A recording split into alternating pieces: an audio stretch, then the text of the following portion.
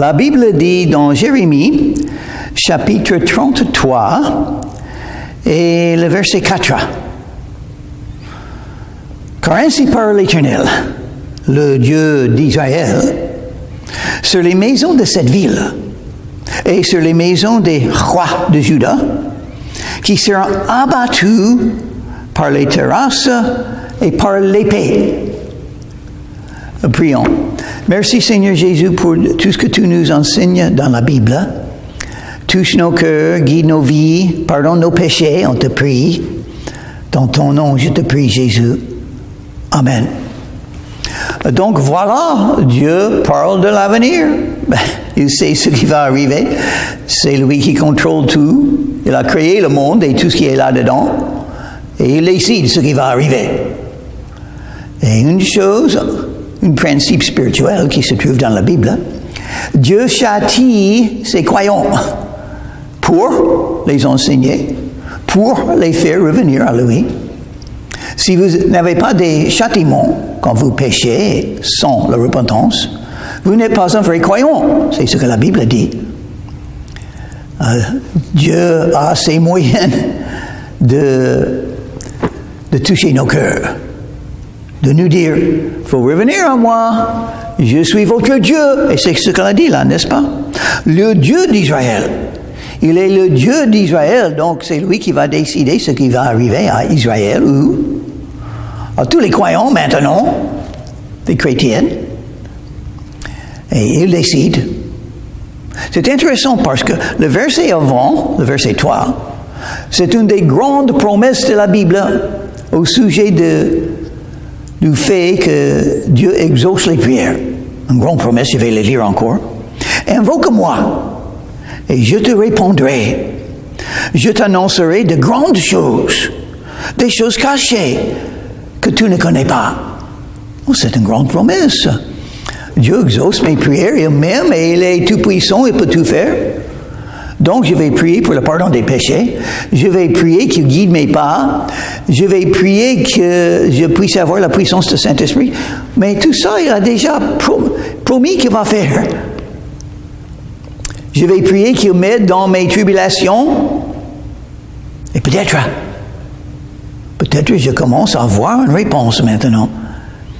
Il y a quelque chose que je souffre maintenant depuis 5 ans, presque. Et je prie, d'autres prient pour moi, et on commence à voir que ça peut être amélioré. Et mes rêves, je suis sur le point de faire quelque chose dans la région de Golfe de Saint-Tropez. Je ne peux pas le faire sans l'aide de Dieu. Donc, je prie le bon Dieu, parce qu'il a donné la promesse. Seigneur, exécute, agis, ouvre la porte. Il y a des problèmes qui commencent maintenant, Seigneur Jésus. Pas mal de problèmes. Mais tu es tout puissant. Tu peux faire disparaître les problèmes, n'est-ce pas, Seigneur Jésus? Donc, je te prie d'accomplir ce projet. Je te prie, Seigneur Jésus, parce que, à mon avis, c'est une bonne idée. Ton nom sera glorifié. Une œuvre va pouvoir continuer avec plus de fruits pour toi.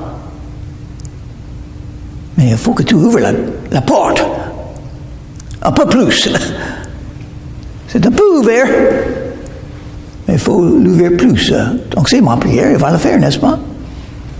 Oui, mais si on ne prie pas, qu'est-ce qui va arriver? On ne verra pas des grandes choses. On ne trouvera pas des choses cachées. Ils vont rester cachés.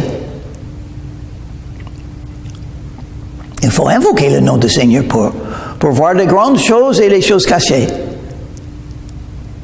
C'est-à-dire des miracles. Dieu répond aux prières, mais si on ne prie pas, ne peut pas répondre. Et pourquoi on ne prie pas le bon Dieu? Parce qu'on s'éloigne de lui. Mais si on est un vrai croyant et on s'éloigne de lui, on sera châtié. C'est ce qui arrive à ceux qui s'éloigne de Dieu, on ne perd pas son âme, on ne perd pas le salut, mais on gagne les châtiments. Et comment éviter les châtiments? Il faut le dire maintenant. Si vous êtes un vrai croyant en Jésus, la confession des péchés tous les jours. C'est pourquoi 1 Jean chapitre 1 verset 9 est très importante. Jésus a donné le même enseignement quand il a lavé les pieds des apôtres. Quand il a dit, vous êtes purifiés, mais pas tout. Il faut que je lave les pieds. Parce que quand vous marchez dans la vie présente, vous allez pécher. Et c'est Jésus qui lave les pieds. C'est-à-dire, pardonne les péchés chaque jour si on confesse. Et Jésus même a dit la même chose dans Notre Père. Il a dit, il faut prier, pardonne nos transgressions comme nous pardonnons les autres. Tous les jours, il faut prier ça. Et 1 Jean chapitre 1 verset 9, si nous confessons nos péchés, il est fidèle et juste pour nous purifier, pour nous pardonner et nous purifier de toute iniquité. Toute iniquité. Pas quelques-uns, toute. Iniquité, il y en a beaucoup. Un croyant n'est pas parfait. Nous avons toujours la vie corrompue. On n'est pas encore ressuscité des morts. On a toujours la chair. Toujours la tendance de s'éloigner de Dieu. Les tentations partout. Et il faut revêtez-vous de tous les armes de Dieu, tous les armes spirituelles. Éphésiens chapitre 6, et si vous ne faites pas, il y a 6 ou 7 armes spirituelles, il faut avoir tous dans votre vie, chaque jour, chaque moment de chaque jour, sinon vous allez tomber. Parce que le diable a ses ruses. Il va vous regarder, il va reconnaître vos faiblesses, et va vous faire tomber si vous n'avez pas les armes spirituelles. Mais si vous pouvez résister, le diable, il va prendre la fuite. Parce qu'il cherche quelqu'un qui ne résiste pas. Et si vous avez les armes spirituelles, une des armes spirituelles, c'est la cuirasse de la justice. La justice dans deux sens. La première, la plus importante, Jésus est ma justice. Il m'a justifié. Il a tout payé pour les péchés. Je me confie en lui. Il m'a sauvé il y a 57 ans, presque, maintenant. Donc, quand Dieu me regarde, il voit quelqu'un qui est justifié, juste, sans péché. Oh, c'est bien ça. Et je me confie dans le fait que je suis justifié par Jésus-Christ. Je peux venir avec audace, avec courage, dans la présence de Dieu, parce qu'il est miséricordieux et je peux trouver la grâce et la miséricorde pour moi, grâce à Jésus et ce qu'il a fait. C'est pas grâce à moi. Si nous confessons nos péchés, si, parce qu'il y a quelques-uns qui ne le font pas. Quelques croyants qui ne font pas. Et si on ne confesse pas ses péchés chaque jour, on va continuer sur la route des péchés. C'est horrible. C'est exactement ce qui est arrivé à Israël. Ils se sont arrêtés d'invoquer le nom de Dieu. Parce que si on parle avec Dieu, il faut être honnête. Et pour être honnête, il faut dire, oui Seigneur, je n'ai pas t'aimé assez. Je n'ai pas rendu mon témoignage quand j'avais l'occasion. Je n'ai pas réagi avec amour dans cette situation. Je n'ai pas eu de patience là. Pas de foi en toi là. Pardonne-moi, Seigneur. Oh, que je suis faible, infidèle, un grand pécheur. Pardonne-moi. Et je te pardonne. Et tu es encore en communion avec lui. Tu peux continuer ta route avec Jésus grâce à la confession des péchés chaque jour. Ça ne parle pas de doctrine de salut. On est sauvé une seule fois quand on est né de nouveau. On a la nouvelle naissance, on a une maison dans le paradis, on est gardé dans les mains du Père et dans les mains de Jésus. Personne, même vous, ne peut pas vous faire tomber de ça. Jésus prie pour vous et toutes ses prières sont exaucées. Jean chapitre 17, Luc chapitre 22, je crois. Jésus a dit qu'il prie pour Pierre. Simon Pierre, malgré le fait que le diable voulait ôter la vie, prendre la vie de Pierre et l'écraser, Jésus a prié pour Pierre, donc Pierre avait toujours quelque chose à faire pour Jésus. Les dons et l'appel de Dieu sont irrévocables. Oh, je te remercie, Seigneur. Donc, malheureusement, Israël s'est arrêté d'invoquer le nom du Seigneur avec honnêteté. Et donc, voilà le pays de Babylone, les Chaldéens, le roi Nebuchadnezzar, préparé par Dieu, envoyé par Dieu, fortifié par Dieu pour châtier Israël.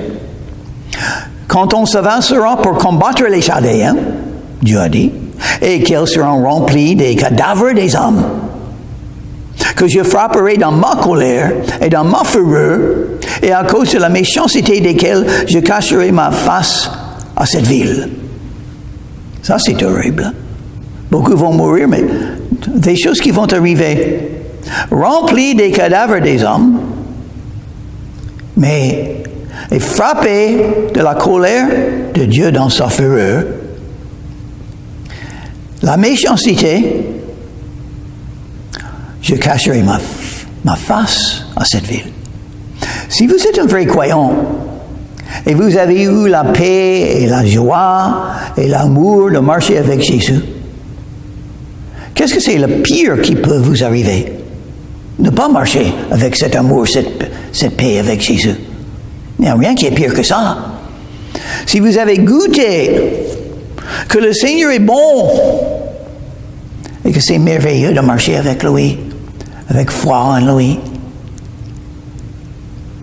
ça va être horrible de vous trouver sans cette communion avec Jésus. Parce que le vrai christianisme, ce n'est pas une religion, c'est une relation avec Jésus. On rencontre Jésus, la nouvelle naissance. On gagne la vie éternelle. On est pardonné des péchés en ce qui concerne le jugement qui vient, le jugement de l'avenir, pour déterminer si on peut entrer dans le royaume des cieux ou non. On va y entrer. Mais, pendant la conduite sur la terre présente, dans la vie présente, c'est une question d'être en communion avec Jésus. C'est pour ça il faut se confesser tous les jours, pour rester en communion avec Jésus dans la vie présente. Mais Dieu a les moyens de vous réveiller. Voici, je lui donnerai la guérison et la santé. Et je les guérirai. Donc il dit, Jésus, il voit l'avenir. Il va châtier Israël. C'était un grand châtiment. Le temple de Salomon détruit. Les murs détruits. La ville détruite. Beaucoup de cadavres. Pire, ils vont perdre la guerre contre Babylone. Et beaucoup seront emprisonnés, menés loin d'Israël, dans d'autres villes. Horrible. Mais Dieu voit l'avenir. Et après, le châtiment va. Oh, qu'est-ce qui va arriver enfin? Ils seront pardonnés. Ils seront guéris de la plus grande maladie de la vie, la maladie de péché.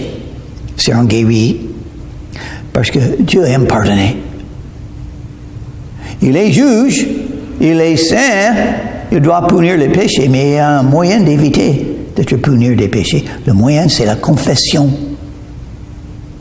à Jésus et le pardon que Jésus seul peut donner. Et je leur ouvrirai une source abondante de paix et de fidélité. Une source. Et qu'est-ce que c'est Jésus?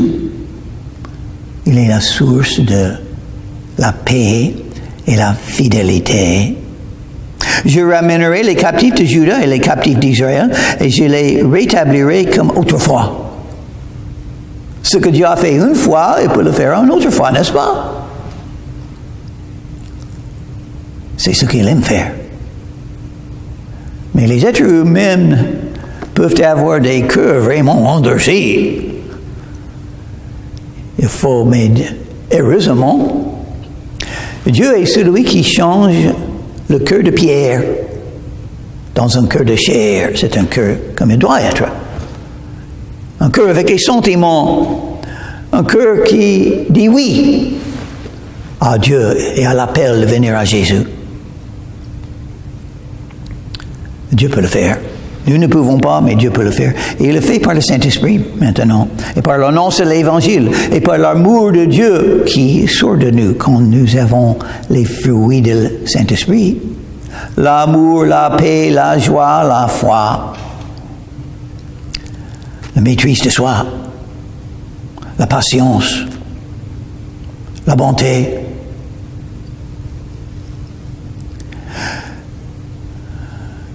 Verset 8, « Je les purifierai de toutes les iniquités qu'ils ont commises contre moi. » Ça, c'est le problème. Le problème, ce sont des péchés. Mais Jésus sait comment toucher votre cœur afin que vous puissiez reconnaître le problème, vos péchés. Vous avez fait quelque chose qui n'est pas droit. En Jean, chapitre 1, verset 9, « Si nous confessons nos péchés, il est fidèle et juste pour nous pardonner et nous purifier de toute iniquité. » Pas de quelques-uns, toutes. Et ça veut dire, c'est possible qu'on va avoir beaucoup de péchés, mais il est le champion de pardonner les péchés parce qu'il a tout payé et parce qu'il nous aime avec son amour éternel. Vos péchés ne vont pas bloquer, arrêter, empêcher l'amour de Dieu. Dieu est amour. L'amour sort de lui toujours sur la terre et sur votre vie. Il peut vous pardonner.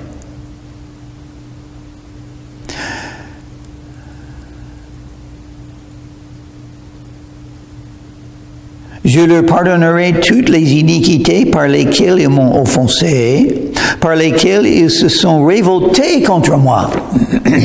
La rébellion contre Dieu. Vous avez un ennemi.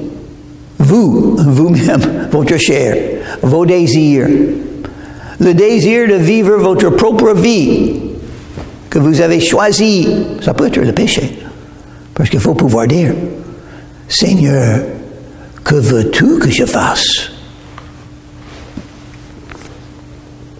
Cette ville sera pour moi un sujet de joie, de louange et de gloire. Oh, Dieu voit l'avenir. Maintenant, beaucoup de péchés et châtiments. Mais l'avenir, ils vont revenir. Parce que c'est la volonté de Dieu. Il sait réveiller les gens. Qu'est-ce que Dieu va faire dans la région du Golfe de Saint-Tropez pour réveiller les gens à lui et aux besoins de salut? Je sais une chose qu'il faut. L'annonce de l'Évangile. Parler de Dieu et de Jésus. Ils n'ont pas encore. Les gens de cette région n'ont pas encore entendu assez de la vérité, à mon avis. Il faut essayer quand même. Comment croire sans entendre? Comment entendre sans quelqu'un qui annonce l'Évangile? Allez dans tout le monde et annoncer l'Évangile à toute créature. Combien de gens dans cette région, la région de Golfe de Saint-Tropez, ont besoin d'entendre l'Évangile de Jésus? Tous! Les gens dans les rues, les gens dans les marchés, les gens dans les magasins, les gens dans les maisons, tous ont besoin de l'Évangile de Jésus. Jésus est mort pour eux. Jésus peut les sauver. Mais il a établi le moyen. Les croyants doivent parler de Jésus. Ceux qui me confessent devant les hommes, je confesserai devant mon Père qui est dans le ciel. C'est très important. Ils ont vaincu le diable par le sang de l'agneau, par la parole de leur témoignage. Et ils n'ont pas aimé leur vie jusqu'à la fin. Oh, vous pouvez être comme les apôtres, avoir peur des non-croyants et prendre la fuite. Ne pas parler. Ou, vous pouvez prier, chercher les moyens de parler de votre foi et de votre Sauveur à ceux qui en ont besoin. Si on ne veut pas, si les autres ne veulent pas vous entendre, donc il faut chercher d'autres. Qui va aller pour Dieu? Dieu cherche quelqu'un qui veut le servir en croyant. Moi, je connais Jésus. Il m'a sauvé. Je connais Romains chapitre 10, verset 13. Quiconque invoquera le nom du Seigneur sera sauvé. Je connais Romains chapitre 6, verset 23. Le salaire du péché, c'est la mort, mais le don gratuit de Dieu, c'est la vie éternelle par le Seigneur Jésus-Christ. Je connais Jean chapitre 3, verset 16. Car Dieu a tant aimé le monde qu'il a donné son Fils unique, afin que quiconque croit en lui ne périsse pas, mais qu'il ait la vie éternelle. Je connais Apocalypse chapitre 3, verset 20. Voici, Jésus a dit, je me tiens à la porte et je frappe. Si quelqu'un entend ma voix et ouvre la porte, j'entrerai chez lui, je souperai avec lui et lui avec moi. Je connais 1 Jean chapitre 5, versets 11 et 12. Celui qui a le Fils a la vie. Celui qui n'a pas le Fils de Dieu n'a pas la vie. Donc je peux citer les versets comme ça. Et le Saint-Esprit peut toucher les cœurs avec. Mais si je ne cite pas la parole de Dieu aux non-croyants, ça ne sert pas à moi qui va les amener à Jésus. Ça, c'est l'objectif. Amener quelqu'un à Jésus afin que cette personne reconnaisse qu'elle a besoin de Jésus, elle a besoin d'invoquer le nom de Jésus pour être sauvé de ses péchés et pour pouvoir aller dans le paradis, le royaume des cieux après la vie. Ça, c'est l'objectif. Amener quelqu'un à Jésus. Jésus a dit aux apôtres, « Suis-moi et je vous ferai pécheur d'hommes. » Vous pouvez être un pécheur d'hommes, un gagneur d'hommes. Vous pouvez être le croyant qui amène tant de gens à Jésus. Mais il faut ouvrir la bouche. Ouvrez la bouche et je le remplirai. Dieu a dit, ouvrez la bouche, il faut parler, il faut témoigner, il faut rendre votre témoignage. Jésus a fait quelque chose pour vous, il faut le dire aux autres. Ça, c'est l'œuvre d'un prophète. C'est l'œuvre d'un croyant. C'est l'œuvre pour les hommes et les femmes. Jésus est mort pour nous, nous pouvons faire ça pour lui. On peut dire, oui, je suis faible. Je ne suis pas le meilleur des croyants. Oui, c'est vrai, mais je peux ouvrir ma bouche. Malgré toutes mes fautes, mes limites, mes péchés. Oui, mais le péché, il y a un problème des péchés. Oh, je peux confesser mes péchés tous les jours. Comme ça, je peux continuer à suivre Jésus. Il a donné des promesses. Les commandements que Jésus a donnés, c'est pour moi aussi. Je suis un des croyants. Peut-être le pire des croyants, mais je suis parmi les croyants. Donc, je peux l'obéir. Je suis faible. Peut-être. Je suis rien, peut-être. Si on fait des comparaisons entre des croyants, peut-être il y aura quelques-uns à la fin. Peut-être c'est moi, le dernier. Quand les couronnes sont données aux croyants, peut-être j'aurai le plus petit de tous les couronnes. Ou même pas une couronne, peut-être. Dieu sait. Il me juge. Je suis pas le juge. Je ne me juge même pas moi-même. Jésus a dit, ne jugez pas, donc je ne juge pas. Je ne juge personne. Si quelqu'un fait quelque chose ou dit quelque chose, je pense, qu'est-ce que c'est la meilleure possibilité de ce que ça veut dire? C'est ça ce que je vais croire.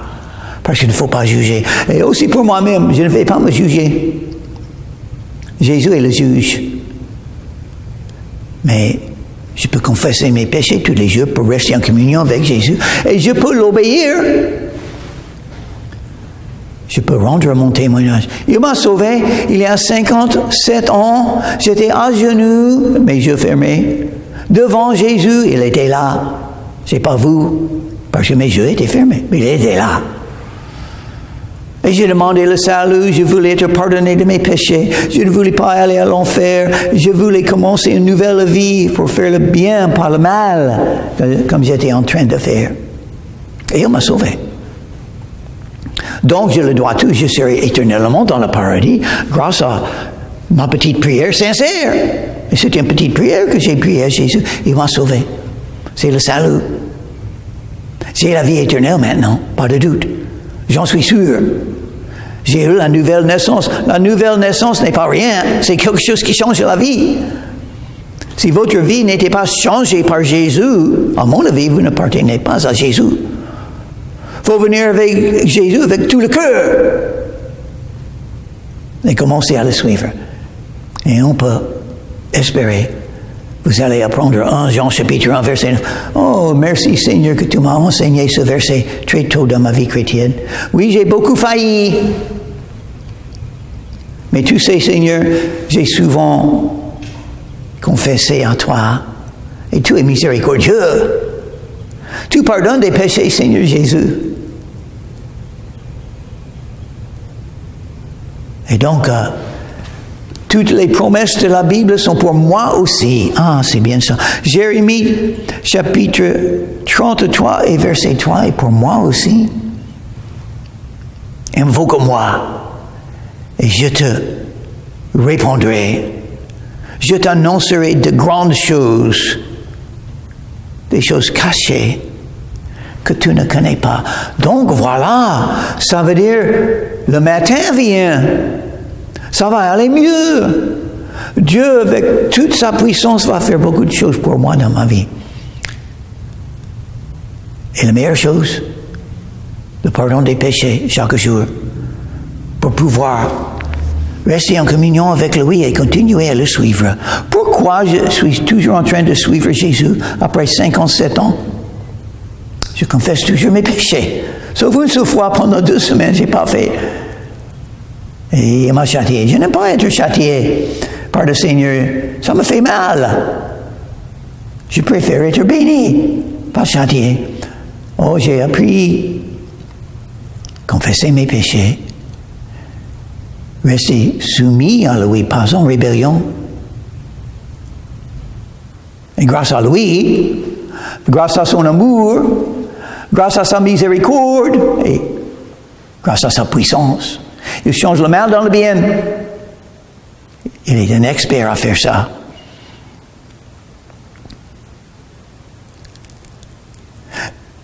Verset 9. Cette ville sera pour moi un sujet de joie, de louange et de gloire. Parce que ce que Dieu va faire dans l'avenir. Et ça peut être la même chose dans nos vies. Seigneur, si tu me bénis, parce que je ne mérite rien, ça veut dire au jugement, on verra, on dira, tout ce que tu as fait dans ma vie et on verra. Dieu a fait ça dans la vie de cette personne. Oh, Dieu est grand. Dieu est bon. Dieu est miséricordieux. Donc, il va le faire. Parce que son nom sera glorifié s'il fait quelque chose dans ma vie. Il va le faire. Si vous êtes sauvés, il n'a pas oublié Israël. Et même aujourd'hui, Dieu n'a pas oublié Israël. Tout Israël sera sauvé un jour dans l'avenir. Oui, après beaucoup de guerres. après beaucoup de tribulations, après la grande tribulation, tout Israël vont voir Jésus. Dieu a son dessein. Et ça marche maintenant. Le dessein de Dieu. Tu peux lire les actualités. Tu peux dire, oh, c'est horrible ce qui arrive dans le monde. Non, c'est pas horrible. Dans un sens, c'est horrible, mais dans un autre sens, c'est la main de Dieu. Dieu est en train de tout préparer pour le retour de Jésus. C'est ce qui arrive. Dieu va changer le mal dans le bien. Même quand l'Antéchrist vient, il va vouloir détruire Israël. Dieu va changer le mal dans le bien. Il va utiliser tout cela pour préparer les Juifs à venir à Jésus et de voir Jésus quand ils reviennent. Et quand ils voient Jésus, tout Israël sera sauvé. Vous pouvez voir Jésus maintenant avec les yeux spirituels.